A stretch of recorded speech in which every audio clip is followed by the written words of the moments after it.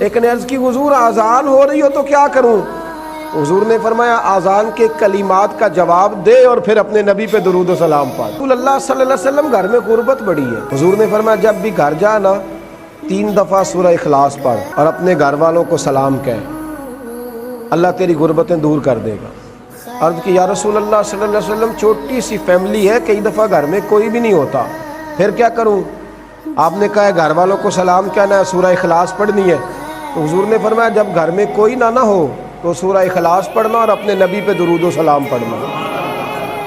وہ صحابی کہتے ہیں میں نے اتنا عمل پکایا، کچھ مہینوں کے بعد وہ آئے اور عرض کرنے لگے یا رسول اللہ صلی اللہ علیہ وسلم کمال یہ ہے کہ درود و سلام کی برکت سے میں تو امیر ہوا ہی ہوں، میرے پڑوسی بھی امیر ہو گئے، دائیں بائیں والے لوگوں پہ بھی اللہ نے کرم فرمایا۔